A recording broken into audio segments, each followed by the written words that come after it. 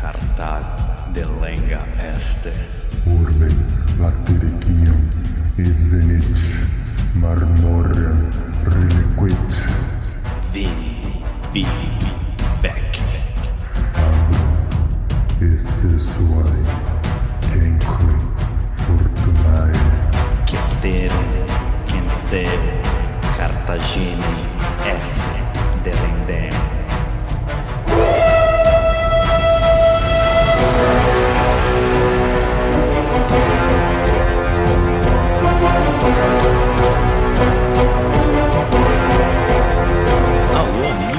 Alô galera, estamos de volta para o 30º episódio do podcast Roma Nua e Crua.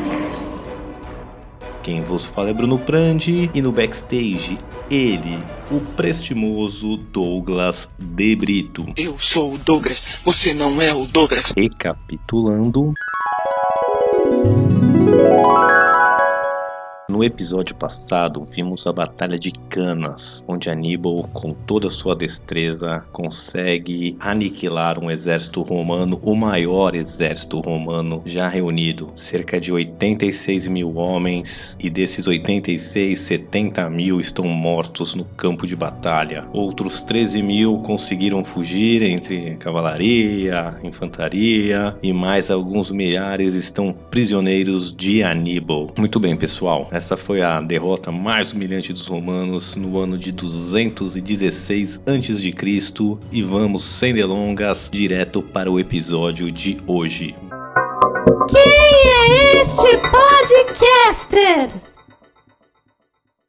É o Bruno Prandi! Bruno Prandi. Então, pessoal, como era de se esperar, após a derrota em Canas, o Senado romano está em choque. Todos esperam que Aníbal bata nos portões da cidade com seu exército a qualquer momento. No meio do desespero, do tumulto, nada acontece. Anda, poxa, me soca, me chuta, me joga no chão, sei lá. E aqui, pessoal, é um debate até hoje dos historiadores o porquê Aníbal, após Canas, não vai atacar Roma. O que acredita-se é que Aníbal não tinha confiança que as suas forças eram suficientes para tomar uma cidade tão bem defendida quanto Roma. Naquela época, os equipamentos de cerco também não eram tão sofisticados e, apesar de vitória atrás de vitória, o exército cartaginês também sofria e tinha perdas, tinha fadiga, então também precisava recompor seu exército, não dava para ir direto tomar Roma. É o que a gente pode se indagar hoje em dia. O que sabe-se é que Aníbal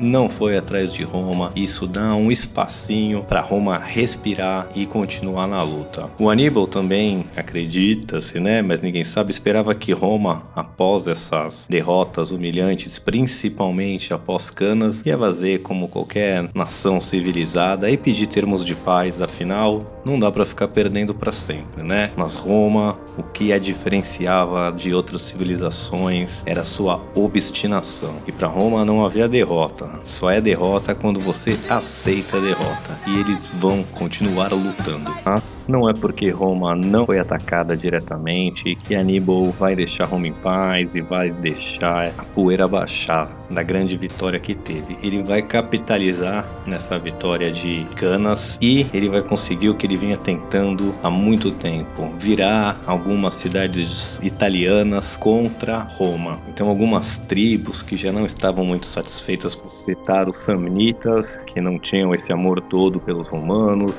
Mais ou menos.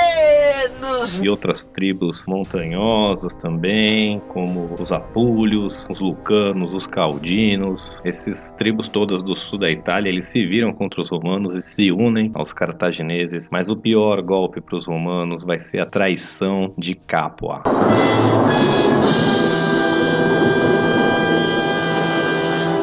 Capital da região de Campanha, a segunda maior cidade da Itália, ela vai se aliar ao Aníbal. Tinha uma facção lá romana, que dominava a cidade, mas ela vai ser totalmente assassinada. Então, a facção pró-Cartago vai fazer um acordo com Aníbal. Aníbal propõe deixar Capua como a principal cidade da Itália. Ele consegue convencer que os romanos já são passado. e que agora, né, a região vai ser uma vassala, um estado cliente de Cartago, e Capua vai ser o grande cachorro da Itália, e a facção pró-cartaginesa compra essa ideia e, né, assassina a facção pró-romana e se vira contra os romanos. E não é só os aliados itálicos ali no sul da Itália que estão debandando, os gauleses no norte aproveitam a grande vitória dos romanos sobre Canas, entram em revolta, em rebelião, e eles assassinam lá, conseguem aniquilar no norte da Itália 2 legiões que estavam ali tomando conta da região, vão ser emboscadas e completamente aniquiladas, deixando ali o norte da Itália, a região da Gália Cisalpina completamente fora da esfera romana, e é mais um golpe duríssimo para os nossos heróis. Herói de rola. Legiões do norte da Itália que estavam tomando conta dos gauleses, né? Eles vão ser completamente aniquilados e o seu comandante também vai ser morto. A praxe da época era você capturar os comandantes, a nobreza e pedir resgate, né? Pedir os romanos, tô aqui com um general seu, ou a família desse general, ou o próprio senado romano pagaria para resgatar essa pessoa. Mas os gauleses estão tão eufóricos que eles matam, assassinam esse comandante romano e vão usar o seu crânio como uma taça para beber vinho. Roma, tá difícil a situação. O pessoal vai acabar o ano de 216 a.C. com a derrota em Canas, com a derrota no norte, na Gália Cisalpina, e com o sul da Itália, a região de Capua e Campanha, também em revolta, também se virando contra os romanos. Estamos no ano 215 a.C.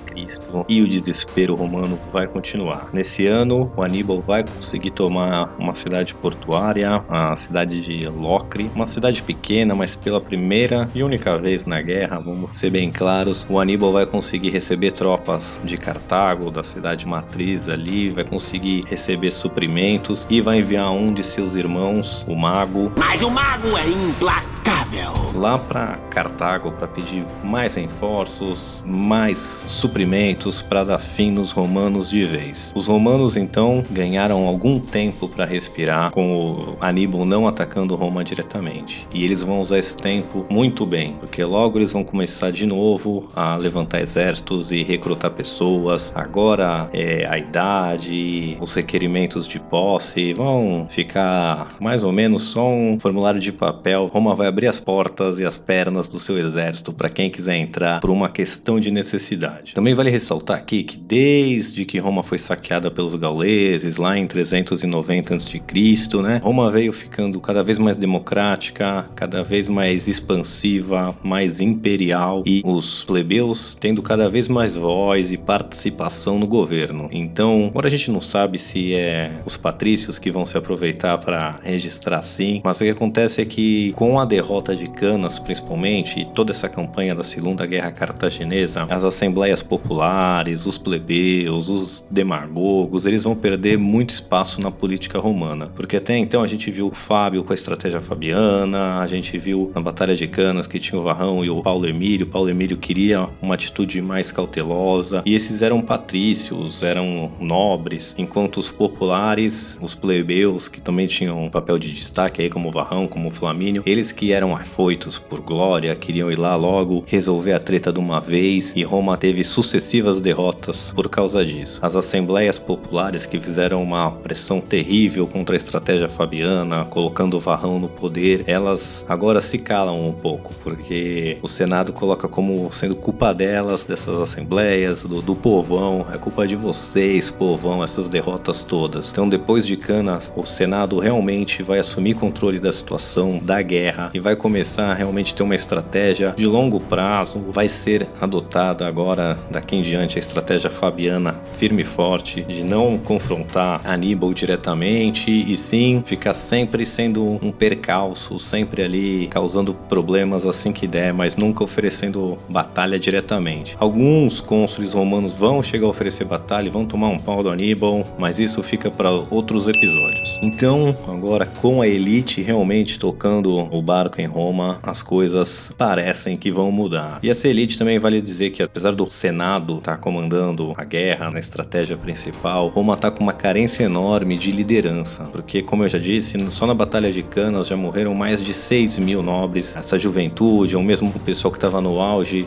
da sua carreira político-militar, ou que estava aí ascendendo na sua carreira político-militar, essas pessoas se escafederam, morreram, estão ali apodrecendo no campo de Canas. Então, o exército e mesmo a política vai abrir novas oportunidades para pessoas, nobres menores que jamais sonharam em ser cônsules, liderar exércitos, ou mesmo plebeus que mostrem iniciativa e perspicácia. Agora o exército e a política vai começar a ser preenchida pelos melhores, pela meritocracia. Então, quem mostrava liderança, quem mostrava competência, era logo promovido por questão de necessidade, uma vez que quem devia estar assumindo esses cargos estava morto. Então Roma agora vai ser comandada por uma elite meritocrática. Como eu disse, essa elite vai agora firme e forte usar a estratégia fabiana de não oferecer batalha. E Aníbal, como eu já falei anteriormente, está com alguns territórios em mãos, que é território de campanha, dos Lucânios, dos Apólios e etc. O que na verdade vai ser uma faca de dois gumes. Uma faca de dois legumes. Porque, por um lado, esses territórios e regiões eles vão prover suprimentos e homens para o exército de Aníbal. Por outro lado, agora o Aníbal tem território para defender e os romanos vão se aproveitar disso. Então, toda vez que o Aníbal deixa uma cidade ou região, os romanos vão lá correndo atacar essa cidade. E aí faz o Aníbal reagir a eles e o Aníbal tem que ir lá aliviar a cidade ou atacar outro lugar e assim sucessivamente. Então, toda vez que o Aníbal sai de um lugar, os romanos vão lá correndo atacar. Se ele tá no sul, os romanos estão atacando no norte. Se ele tá no norte, os romanos vão atacar o sul. E aí fica nesse jogo de gato e rato que vai ficar por muito tempo. O porto que o Aníbal conseguiu, ele vai perder esse porto e aí vai ser a batida daqui pra frente é o Aníbal tentar conseguir uma cidade portuária para ser reabastecido por Cartago. E muito bem, enquanto Aníbal tá tentando descolar um porto para ele, o seu irmão Mago, Mas o mago é implacável. vai chegar no Senado cartaginês. E ele chega cheio de moral, vai falar pro cartaginês. Esse irmão ele gostava muito do Aníbal, ele tinha uma devoção quase religiosa ao irmão. E quando ele vai chegar lá no Senado cartaginês, explicar seu caso, pedir reforços, quem escreve sobre isso é o Tito Livio. É muito legal. Vou dar uma parafraseada e uma mudada aqui, mas vou manter a ideia do que os livros passam, que é muito legal. Então quem controlava o Senado cartaginês era o anão, o velho, o ancião. Agora não sei como que fica a tradução melhor disso daí. Esse anão tem 90 anos? Tem 90 anos. Mas o anão era da facção mais pacífica, que pôs fim na Primeira Guerra Púnica, que não se bicava nem um pouco com os Barca, até por isso o pai do Aníbal saiu de Cartago e foi para Espanha. Então era esse pessoal que estava no comando ali do Senado, que era uma facção mais pacífica e rivais da família Barca. Então vamos lá ver como é que foi esse encontro entre Mago, Barca e o Senado cartaginês. Então o Mago fala, né, que Meu irmão fantástico cruzou os Alpes, cruzou pântanos, aniquilou o exército romano atrás de exército romano, virou a cidade de Capua contra os romanos, dizimou e decapitou a liderança romana. E nisso o Mago pega sacolas cheias de anéis de ouro e joga no chão do Senado romano. São milhares de anéis rodando. Esses são os anéis da nobreza romana, tirado dos dedos dos corpos romanos que estavam lá no campo de Canas apodrecendo. E aí ele faz, o que ele pede, ele fala: Mandem mais soldados e suprimentos pro Aníbal, sim, ele possa de uma vez por todas enterrar Roma e saquear a cidade. Aí o anão ouve calmamente e pede a palavra. E aí, parafraseando aqui, ele manda um: Você me disse que seu irmão aniquilou exércitos, porém você está aqui pedindo soldados. Como faz alguém que teve seus exércitos derrotados? Você me diz que seu irmão tomou cidades e suprimentos romanos. Mesmo assim, você está aqui pedindo suprimentos como alguém que acaba de ser saqueado. Eu acho justo e tenho algumas dúvidas aqui, queria que fossem esclarecidas perante ao Senado, mas assim, queria saber, alguma cidade da Confederação Latina deixou os romanos? Alguma das 30 tribos de Roma se virou contra Roma e tentou se unir a nós? Os romanos pediram termos de paz? E aí aquele silêncio E o mago tem que responder: não, não e não.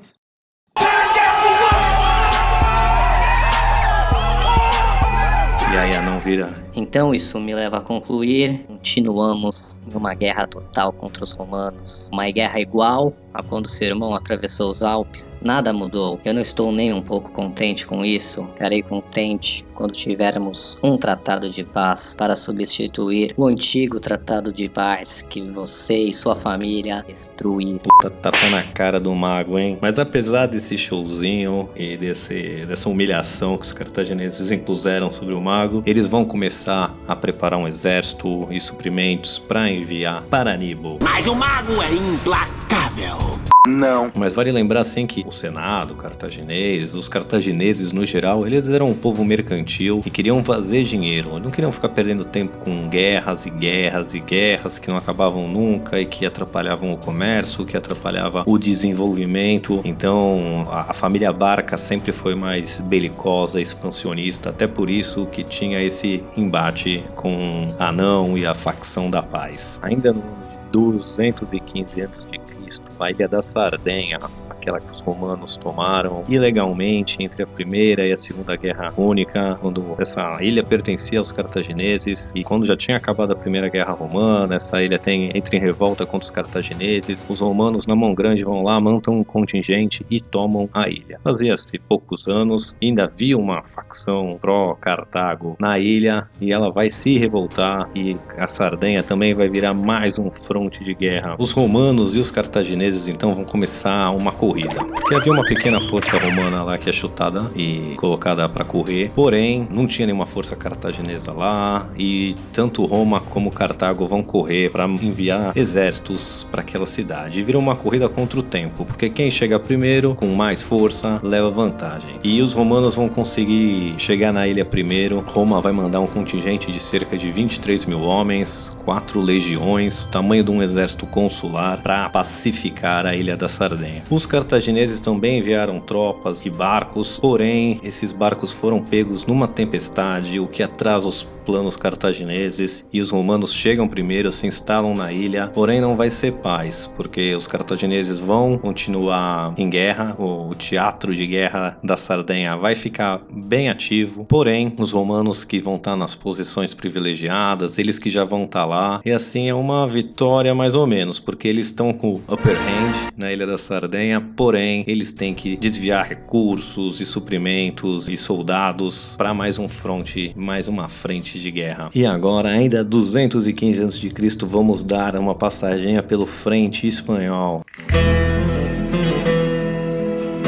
Mais um fronte de guerra ali. Então, da última vez que a gente falou sobre o fronte espanhol, Gneu Scipião tinha vencido uma batalha contra Asdrúbal, a batalha do rio Ebro, que ele rouba uns navios e tal. Então já se passaram 2 anos. Roma manda Públio Cornélio Scipião com mais soldados e mais suprimentos e barcos ali para fortificar o teatro de guerra ibérico. Então ali a família Barca tinha como eu posso dizer, seus territórios, suas posses ali na Espanha. Aníbal tá desesperado pedindo reforços também ali pra Espanha, pro seu irmão Asdrúbal, que tomava conta dali. Porém, nesses últimos 2 anos que a gente não mencionou a Espanha tava em revolta contra os cartagineses também, eles estavam tentando expandir seus territórios e toda hora os locais se revoltavam, e os romanos estavam fazendo de tudo também para atiçar os locais, os ibéricos, celto-ibéricos, lusitanos contra os cartagineses. Esses povos daí queriam mais que todo mundo fosse embora, deixassem eles tocarem a vida, então qualquer chance que eles tivessem de trair ou sentisse uma fraqueza ali, eles se revoltavam. Então Asdrúbal passou 2 anos basicamente pacificando ali a Espanha, e ele agora quer mandar seus exércitos se juntarem ao Aníbal lá na Itália. Porém, ele está receoso de deixar a Espanha e os ibéricos entrarem em revolta e não ter uma força lá para controlar. Então fica acordado que Cartago vai enviar mais um contingente, mais um exército ali para a Espanha, e assim liberar o exército de Asdrúbal para ir se juntar ao seu irmão. Esse outro exército vai ser comandado por outro Asdrúbal, o Asdrúbal Gisco. Então eu vou chamar ele só de Gisco daqui para frente para não confundir. Então tinha o Asdrúbal Barca, que vai tentar se juntar ao seu irmão, e o Asdrúbal Gisco, que está chegando para tomar conta da Espanha. No cartaginês agora era o seguinte: ou ficaria na Itália, e acabando com as alianças romanas, virando as tribos e as populações contra Roma. Enquanto isso, Cartago preparava um exército para ser enviado para Aníbal ali de Cartago, ali do norte da África, com o seu irmão Mago, estava preparando as tropas, e o seu irmão Asdrúbal ia vir pelo norte, de novo ali pela Espanha, cruzando os Alpes, e ia chegar pelo norte da Itália também. Então, o plano de Cartago era enviar mais 2 exércitos ali para ajudar o Aníbal, e com o seu exército então super boladão, com reforços vindo do sul, do norte, eles então realmente tomariam Roma. Então era imperativo que os irmãos Cipião, que estavam ali na Espanha, conseguissem parar o Asdrúbal e seu exército de atravessar da Espanha para a Itália. Facciamo os nomes ingresso em Bruno Prandi Podcast Romano e Croa.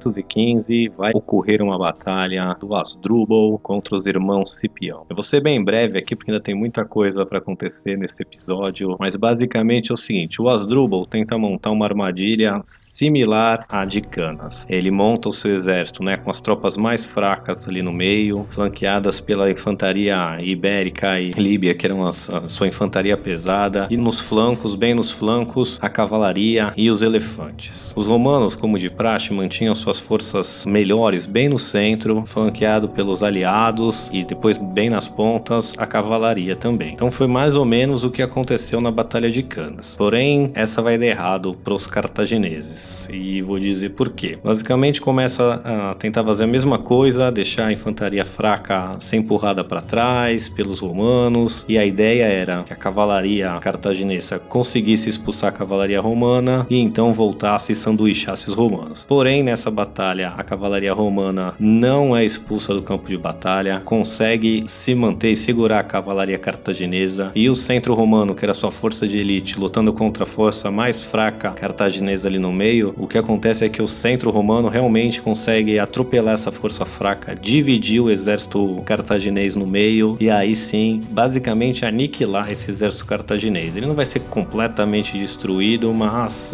90% desse exército, 80% desse exército vai ser completamente destruído. O Asdrúbal vai conseguir fugir de volta para Cartago Nova, mas seu exército agora está dilacerado, e foi uma grande vitória romana em 215 a.C., assim conseguindo impedir que o Asdrúbal se juntasse ao seu irmão. Mais que isso, o Senado cartaginês, sabendo dessa grande derrota, ele resolve então redirecionar as forças que Mago, outro irmão de Aníbal, levaria para Aníbal de volta para a Espanha. E o porquê? Os cartagineses estavam muito preocupados em perder o território espanhol, que haviam minas riquíssimas, era um território muito rico, que era ali que estava o dinheiro. É o que eu falei, o Senado cartaginês estava preocupado em manter os negócios de pé, o dinheiro rodando, e não com o foco 100% militar e destruir Roma. Eles queriam manter o que tinham. Então eles vão desviar essas forças de Mago e mandar elas para a Espanha, deixando assim Aníbal isolado ali sozinho na Itália e sem nenhum porto para receber ajuda, o que fica uma situação bem difícil. Então finalmente algo para os romanos comemorarem.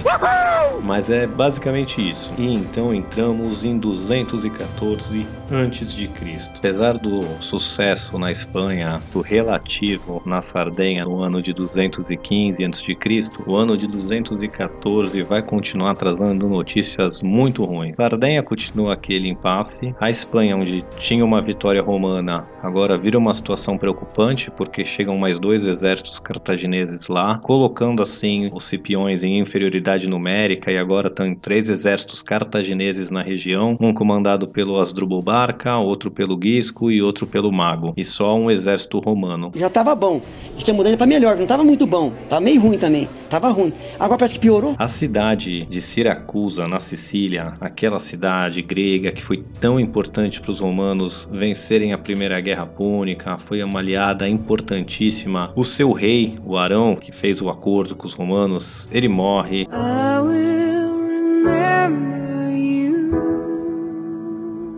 seu filho assume o trono, ele morre misteriosamente numa viagem de caça, assume seu neto, que então vai pedir isso, ele vai assumir perto aí da Batalha de Cannas. Quando acontece a Batalha de Cannas, ele vai mandar emissários para Aníbal para pedir, para fazer um acordo, mas ele também vai ser assassinado e vai assumir outra facção o poder. Mas acontece que 214 oficialmente Siracusa se vira contra os romanos, e sem o apoio de Siracusa, controlar a Sicília seria uma tarefa impossível. E assim se abre mais um fronte romano, e Roma e o Senado vai enviar lá Marco Cláudio Marcelo. Ele fica encarregado então de retomar Siracusa para os romanos, e é mais uma frente de guerra dos romanos. Então agora eles têm a Sardenha, a Itália, a Gália Cisalpina e a Sicília, mais um fronte de guerra. Então os romanos vão tentar tomar essa cidade em 214. O Marcelo ele monta uma estratégia fabulosa ali de atacar, um ataque anfíbio por terra e pelo mar, monta umas torres de cerco em cima de navios e vai tentar também fazer um ataque, como eu disse, anfíbio. Porém eu tenho que fazer um pause aqui para dizer de um personagem dessa cidade de Siracusa que é fantástico, o Arquimedes. Silence!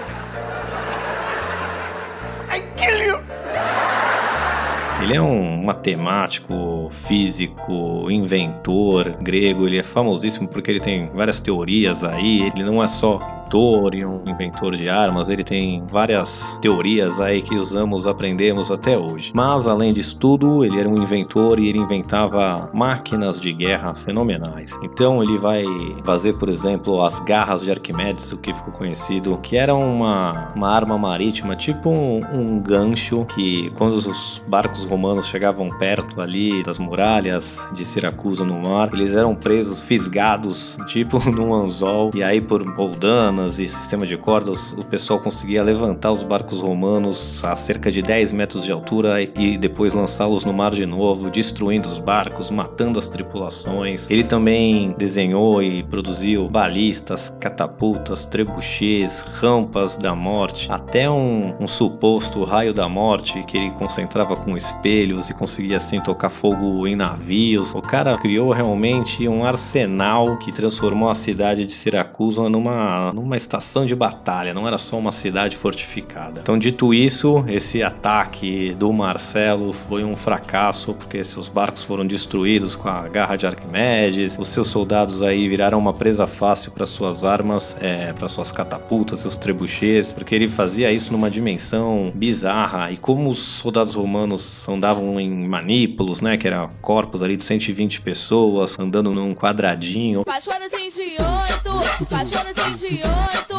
tinha pedra tão grande que matava esses 120 de uma vez. Foi assim um pandemônio, e os romanos então desistem de tomar a cidade de assalto e vão começar um cerco ali na cidade de Siracusa. E enquanto isso tá rolando, esse cerco vai acontecer durante 214 a.C. Os cartagineses vão aproveitar para mandar mais um exército também para Sicília. Eles vão conseguir tomar a cidade de Agrigento, que era bem ali no centro-sul da ilha da Sicília. E agora os romanos estão cercando a cidade de Siracusa, mas tem um exército cartaginês nas suas costas. Maravilha, hein? Vou deixar agora a cidade de Siracusa pra lá e vamos para outro fronte de guerra também.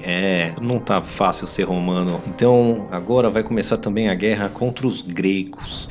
Amiguinhos, o reino da Macedônia e o seu rei Felipe V, descendente do Filipe II, que era o pai de Alexandre o Grande. Então a Grécia, principalmente a Grécia própria, né? Porque o Alexandre, como a gente já comentou antes, dominou ali desde a Grécia até a Índia, o Oriente Médio, então o Egito. Todo esse império do Alexandre foi desmontado basicamente em 4 grandes impérios. Porém, ali onde era a Grécia mesmo, onde tinha a cidade de Esparta, de Atenas e outras cidades mais famosas, onde é mesmo o coração da Grécia até hoje, e logo acima tinha o reino da Macedônia. E ali tinham algumas ligas de cidade, a Liga Atoliana, Liga Aquiliana, de cada nome que eu não vou saber muito bem. Porém, o que eu quero dizer, esse Felipe V da Macedônia estava ali tentando fazer como seu trisavô, tetravô, ou sei lá qual era o parentesco deles, mas de unificar toda essa região, que foi o que o pai do Alexandre o Grande fez. Unificou ali toda a região da Grécia própria. E era isso que Felipe estava tentando fazer. Mas ele estava em guerra há muito tempo, e com a Batalha de Cannas, ele achou que os romanos, depois de que os romanos perderam Cannas, ele vai enviar ali emissários para Aníbal, propondo uma aliança. Ele vai mandar 2 comitivas comitivas. Essas duas comitivas vão ser capturadas pelos romanos, mas o Felipe e o Aníbal vão conseguir fazer um acordo. Mas os romanos sabem que vem mais chumbo grosso aí, porque o Felipe V vai querer agora atacar os territórios que os romanos tinham ali na Ilírica, que era ali depois do Mar Adriático, já ali pertinho da Grécia, o território mais ao leste que eles tinham. E o Felipe V queria ir lá dominar esse território de volta para Macedônia, que um dia pertenceu à Macedônia. E ele vai atacar os romanos, e os romanos vão ter que enviar mais cerca de uma legião. Aí não vai ser um fronte tão concorrido, digamos assim. Eles vão desviar uma legião para tomar conta, e ali vai ficar 2 anos de guerra contra os macedônios, mais uma frente de guerra para os romanos, mais uma dificuldade. E na Itália, em 214, como eu disse, Aníbal estava tentando achar um porto para ele. Ele vai atacar a cidade de Nápoles, uma cidade bem fortificada. Ele vai tentar por 2 vezes tomar aquela cidade de assalto, mas não vai conseguir. Então vai ver, até por isso ele não ataca o Roma, porque ele não conseguiu tomar Nápoles, que era uma cidade bem menor, bem mais desprotegida. Mas ele continua ali causando tumulto e destruição pela Península Itálica, mas ele não consegue tomar um porto. E a gente vai ficar por aqui, pessoal. Vamos terminar no ano de 214 a.C.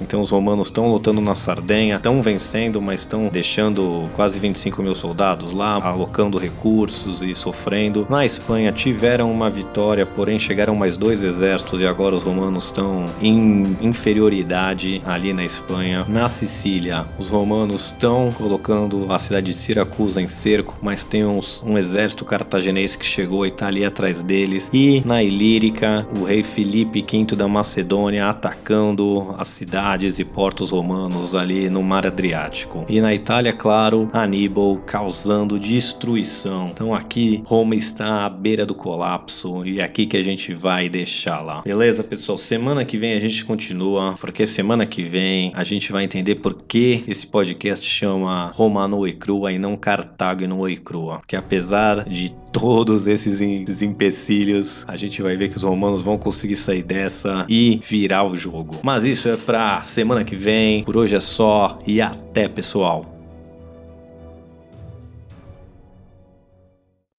Ainda estão aqui? Já acabou. Vão pra casa. Ah, claro, vocês estão esperando que eu conclua o episódio. Pois muito bem. Este episódio foi escrito e apresentado por Bruno Prandi e editado por Douglas de Brito, este que vos fala. Se gostaram deste episódio, se inscreva utilizando seu agregador favorito. Caso queiram entrar em contato conosco, envie um e-mail para romanuicrua@gmail.com. Agora vão! Desliguem o podcast.